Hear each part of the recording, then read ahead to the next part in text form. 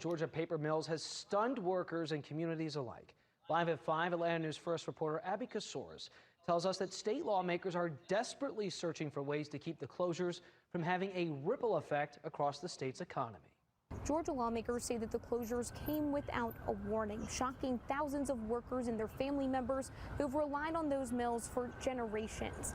This week, the House Rural Development Committee held their first hearing discussing ways to help displaced workers and ensure Georgia's spot as a global leader in timber. First, Georgia Pacific Cedar Springs Mill closed, cutting more than 500 jobs. International Paper followed with closures in Savannah and Riceboro, eliminating another 1,100. The Savannah Mill opened in the 1930s, providing steady work since the Great Depression. The timber industry is ingrained in the genetics of South Georgia and in Georgia. The losses ripple out through tire shops, truck dealerships, restaurants, especially timber growers. Georgia's timber industry spans 2/3 the state and supports 140,000 jobs. With markets shifting digital, the stakes are higher than ever. So if you have a bunch of companies that are moving towards digital assets, then what happens to the demand for paper?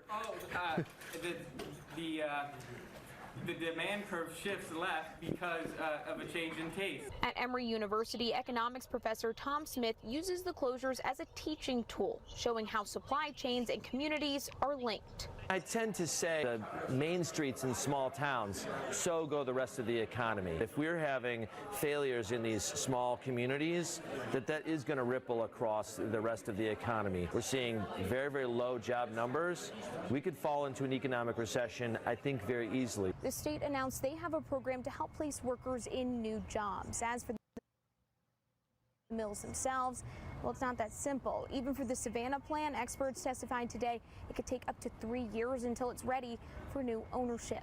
In Atlanta, I'm Abby Casores.